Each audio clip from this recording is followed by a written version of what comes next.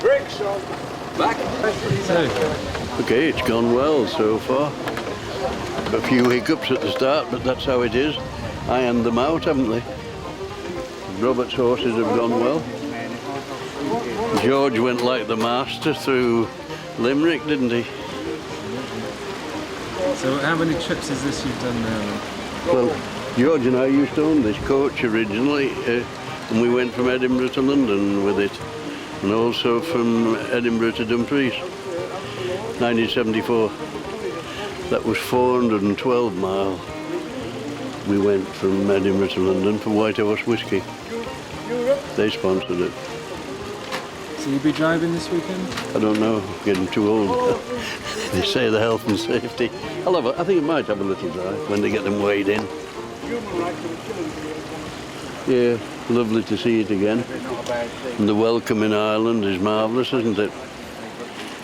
Couldn't come to a better place. And what a setting this is.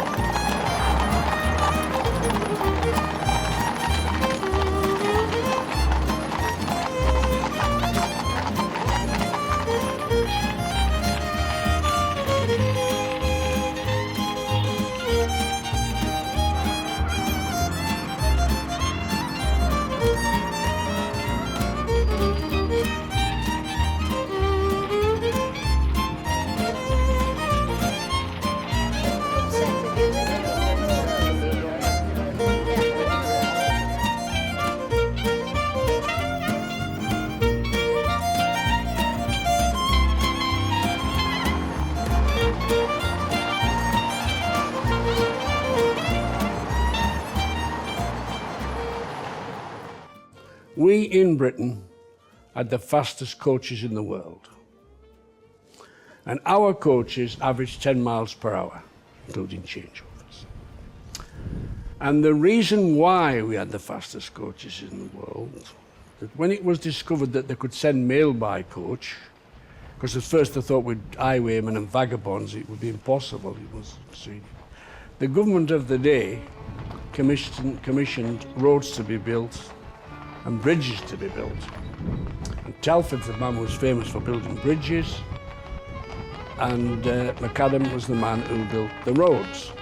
McAdam's method of building roads was excavate a wide trench, put huge stones in the bottom, smaller stones on the top and finer stones. And then, of course, eventually he mixed tar with the small stones and he invented tar macadam, which is our asphalt of today. And the reason why we had the best roads and bridges in the world. And until our motorways came, 35 or so years ago, those roads that were built for those coaches carried all our traffic. They didn't have as good a roads on the continent. This is why they had autobahns before we had motorways. Now, what we would do if we were an enterprising group and there wasn't a coach run between Limerick and Dublin, so we're going to start one.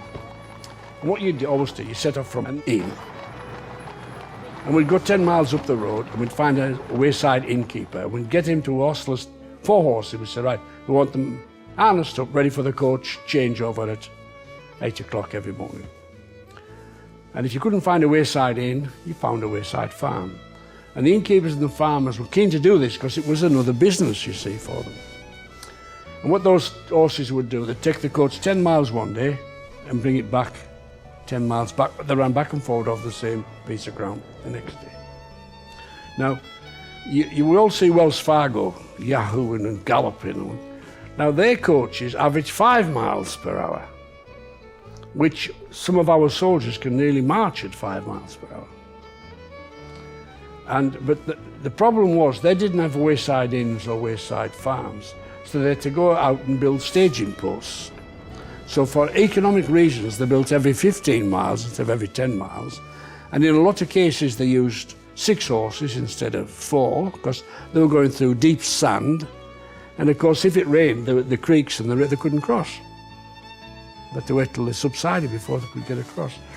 And that is why, but our coaching men in the old days were very, very efficient and very, very punctual. If they said they set off at 9 o'clock, you set off at 9 on the dot. And all the wayside houses and the wayside farms always set the clocks by the coach.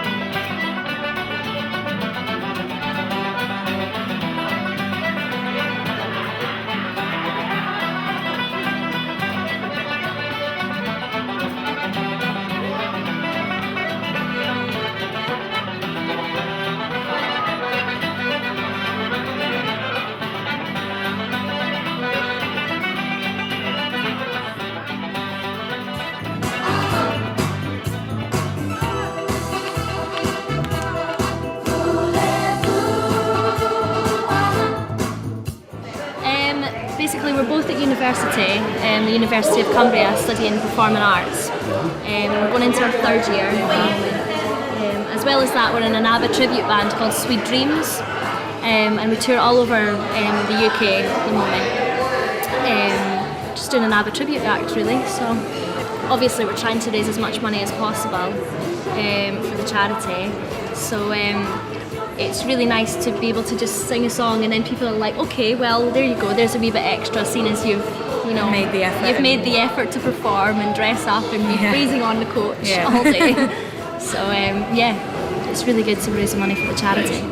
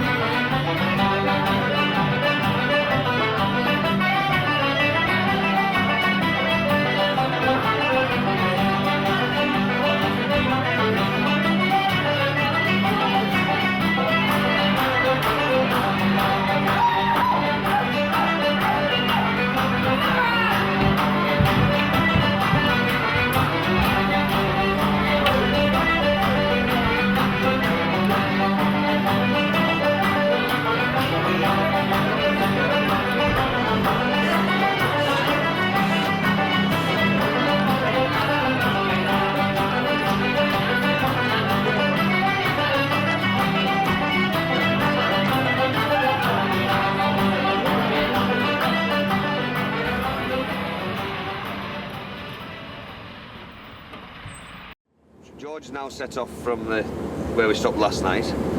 We're going on to the 2nd stop where we'll harness the horses up, wait for the coach to arrive.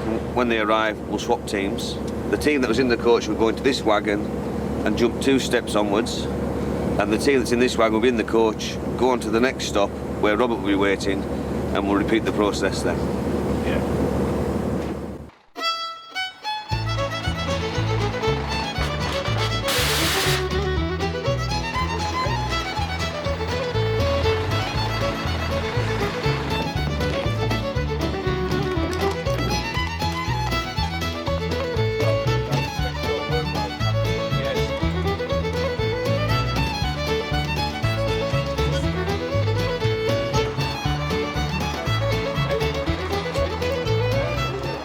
Do not wee on me or do anything horrible while I'm under here.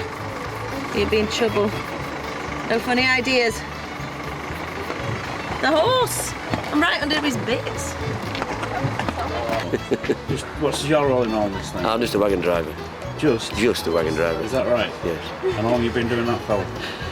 Oh, 9 years. Yeah. At the moment. Try and do it, man. I think that's a good job. 9 years. 9 years, on and off. And you enjoyed every minute of it, haven't Yes. you? Yeah. Right, work here is done. You meant that as well, then. It's been good. I did mean it, yeah. Yeah. Bog off. The way Barnaby Bowman. This is his mum. The moment just flated past me. Let's get him in. Yeah.